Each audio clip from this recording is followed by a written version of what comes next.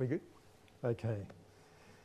Thank you for inviting me here. I'm kind of in a turmoil at the moment. I'm very excited to be here, but my body is going into shutdown because of jet lag. So if I accidentally just fall over asleep, that's quite embarrassing. It's my own presentation. But yes, I'm Justin. I'm from Melbourne, Deakin University. I'm a lecturer there. This is part of a project that I did under the supervision of Kelly Miller. She's a senior lecturer at the School of Life and Environmental Sciences. I'm currently at the School of Health and Social Development. Oh, sorry. Okay. Is that good? All good? All right, just briefly, the research question that we posed was how do followers of the faith-based tradition perceive and act upon various environmental concerns? And so the aim then was to investigate the levels of awareness and involvement of the faith community on issues relating to environmental sustainability. So just as an overview of what I'll discuss today, I'll highlight some background areas of the research, some of the research projects and its design, and finally explore some of those findings. So just on the Australian front, the background on that, just the level of inquiry really has only begun since the late 1990s. We now have a few recent PhD graduates who've explored various faith communities. As you can see, most of the focus has really been on the Christian communities. There's only really been a shift in the last few years to a multi-faith background.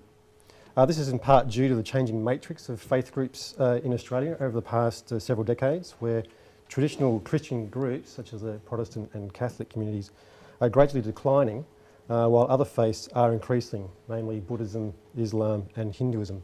That's mainly due to immigration, as opposed to conversions. So with this shift in the religious landscape of Australia, there are now other influences at play, and one that is making some presence is the inclusion of an environmental agenda. Now we've seen an engagement here in the US and Europe of faith and environmental issues for some time. However, in Australia, this is only a recent occurrence. I won't go into too many details about each of these organisations, but we'll highlight that the big three down here, they refer to the Catholic, Anglican and Uniting Church in Australia. They are the three main Christian traditions in Australia, and they do have their own environmental committees within those organisations. So it was with this in mind that an inquiry at a local, state and national level was undertaken to gauge the level of responsiveness and engagement within the religious community on a range of issues pertaining to sustainability. So the scope then of the study was Australia-wide. We looked at 6 major faith groups in Australia. Now there is some contention about these groupings, but the Australian Bureau of Statistics, which is the national government agency for acquiring and processing census data, decided that these were the best to work with. So the study that we had consisted of 40 faith groups within those broader categories. So they included Buddhism, which is group 1. They basically just did it alphabetical. So we had Buddhism, Christian, Hindu, Islam, Judaism, and the other groups, group 6, we included the Baha'i, Taoists, Pagans, Spiritualists, Sikhs, and miscellaneous religions. We did want to include the smaller ones, say Indigenous, Jains, Zoroastrians and Confucianists, but they really don't number that many in Australia. I mean, collectively there's less than 10,000 adherents. So then the theoretical framework was based on a combination of grounded theory and full conceptual description. This addressed 5 themes of sustainability and 5 methods of implementation, which were selected due to importance and ease of management. Now, I won't go into too much detail about those. Suffice to say that we looked at biodiversity protection, energy efficiency, water conservation, waste management and cultural property heritage. And so regarding the implementation strategies, we investigated education, so how were the faith groups informed, how effective was education on sustainability. We looked at advocacy and in what capacity do faiths advocate support in environmental issues, politically or corporately or locally. Facilitating action, so how do faiths engage in actions. We looked at networking, so what networks exist and where are those gaps. And then lastly, looked at engaged ethics. So are there any effective campaigns derived from an environmental ethic? So those are just some of the questions that we posed to the various faith communities. Now we used a mixed methods approach that was employed for the study, and for mixed methods there's a range of techniques that can be employed. So for this study we decided upon data, methodological and sampling triangulations, and data were obtained from different representatives of the community through surveys and interviews. Site visits were also undertaken in order to provide contrast and corroboration to information gathered through the surveys and interviews. And just to give you a quick snapshot of the scale of the national survey, we delivered almost 4,000 surveys across the country. So roughly just under 1,000 went to the public and just under 3,000 to members of faith communities around Australia.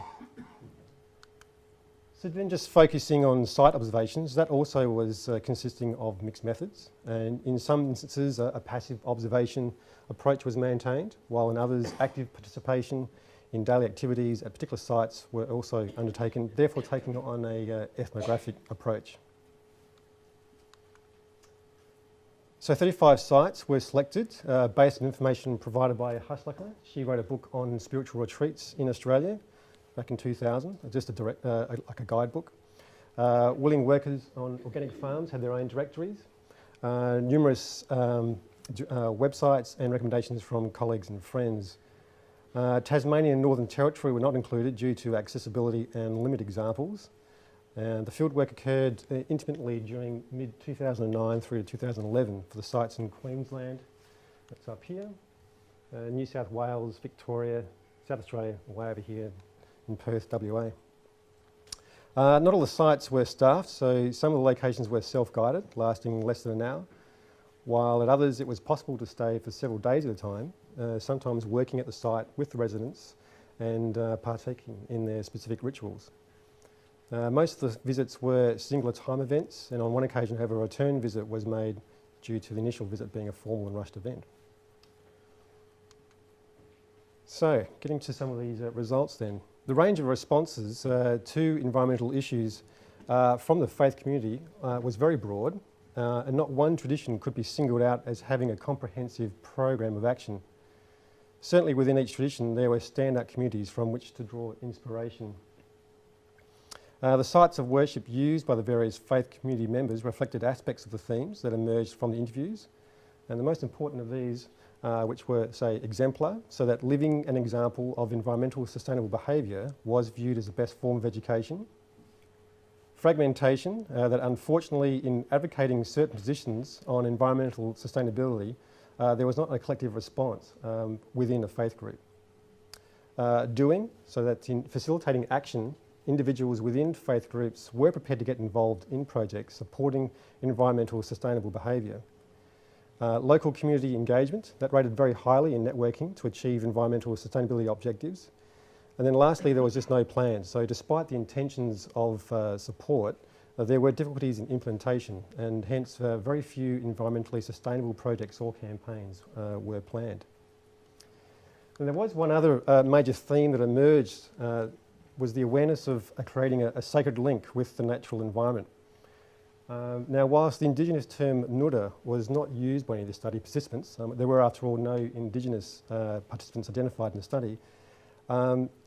In Australia, it is probably the best term that best describes the concept of belonging to the land and community that many participants were grappling with. I mean, it is difficult since there are what we call cultural filters that inhibit us from fully embracing nature. There's a number of scholars who have acknowledged this, where a predominantly European background has restricted a view to a landscape such as that of Australia. It has been said that whites have no dreaming, and yet with re-enchantment, this process is involving increasing sensory awareness, reflection and creativity in situ, there is the possibility that a sacred link can be forged. Thus there is immense value to be found in exploring the full range and nuances of this particular theme. Now moving to one of the examples of this re-enchantment. This can be found in New South Wales, Taona, so just up from Sydney, a couple hundred kilometres. It's a beautiful location. This is a lake here, Wallace Lake. This is a national park. There's a Pacific Ocean here. So just this narrow strip of land. It's a beautiful spot.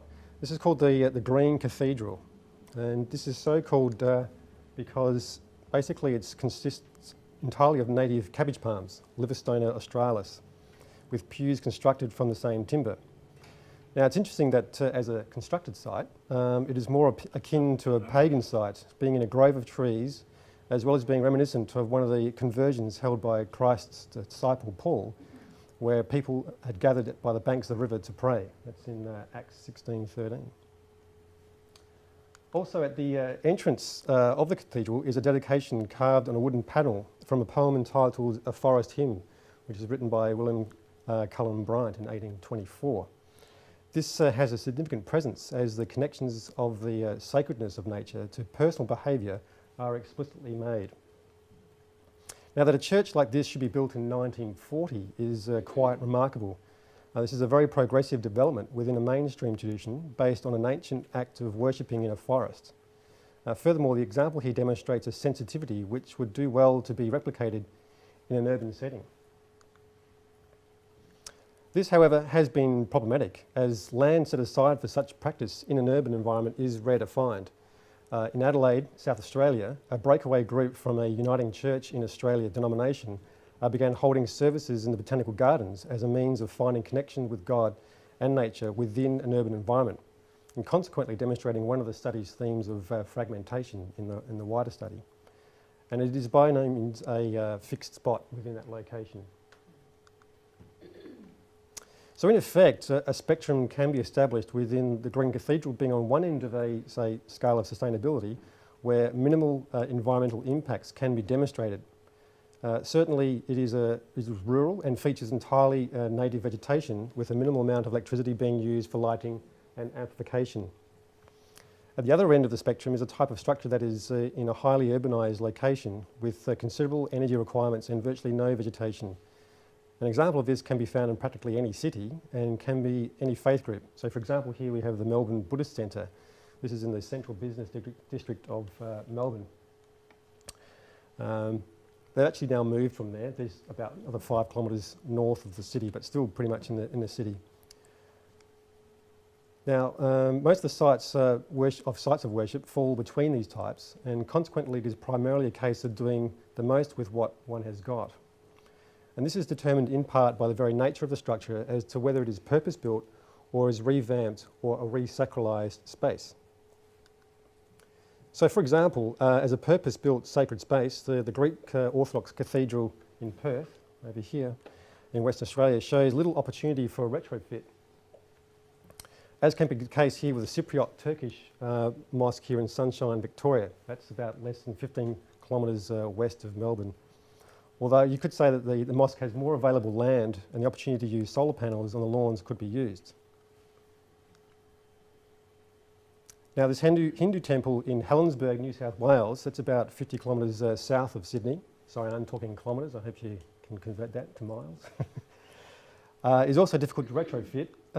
Native gardens have been established and has a similar appeal and ambience to the Baha'i Centre here, also in New South Wales. Sorry. That's just north of Sydney. Now the Uniting Church in Australia, they have numerous churches, and one is in Caloundra in Queensland, about 90 kilometres north of Brisbane. That's this one over here. Now they're able to support solar power. It's one of the first ones installed in Australia, made some news, and that has now been replicated in other churches in the southern states. Now I haven't seen any other traditions beginning to do this, and I think it's interesting to see that the Christian communities who have decided to configure their panels in a very potent symbol. Obviously here, and you can just make out that one there.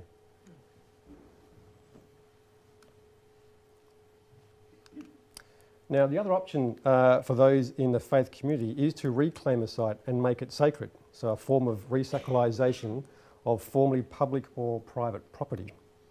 Thus the community needs to work creatively with what has been acquired, and there are numerous opportunities for the site to be considerably improved.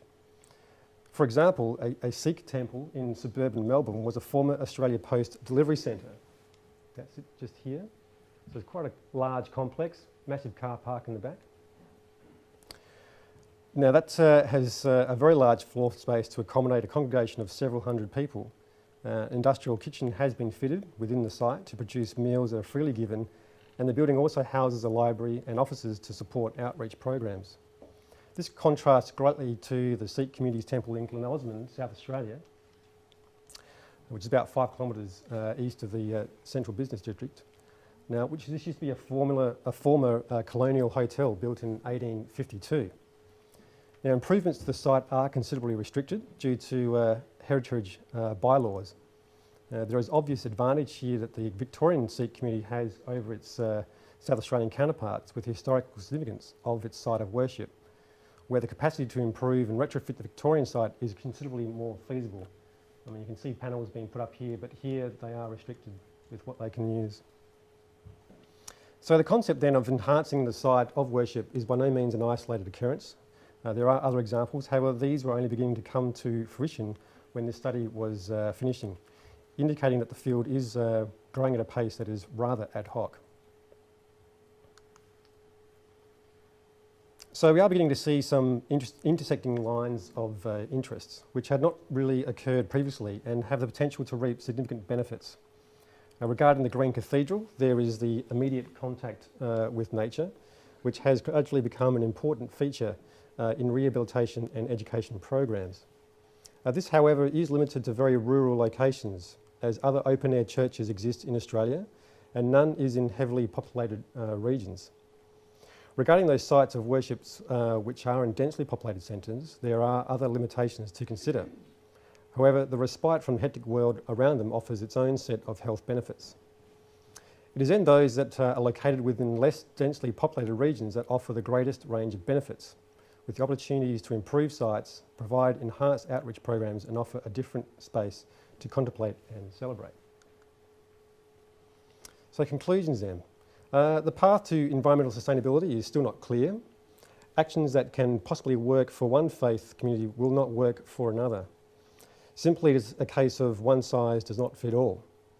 Two significant factors can be highlighted in order to explain why this is the case. One, the greening of a site of worship is inherently possible depending on the scale of operations. And two, there are some fundamental roadblocks to implementation due to cultural, architectural and regulatory aspects of particular sites of worship. Negotiating strategies around these roadblocks will take some exceptional vision and skill, which in many cases is not present. What this effectively means is that there is a need to look beyond the organisational structure and administration of the faith groups to find possible solutions amongst the wider community. So a culture of sustainability is beginning to foment within certain groups. However, this is checked by the lack of formal training and education in disciplines such as eco-theology.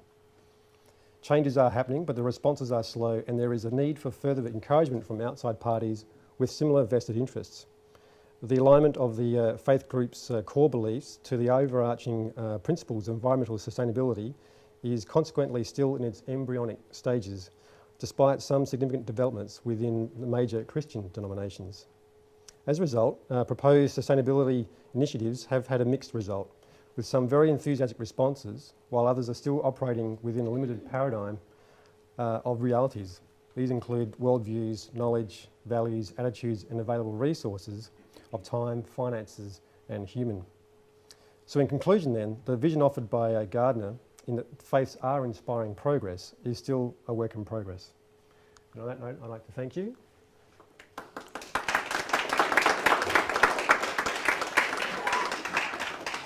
And various centres that supported me, and if you need some references, there's some references there for you. Thanks. That was great. Thank you.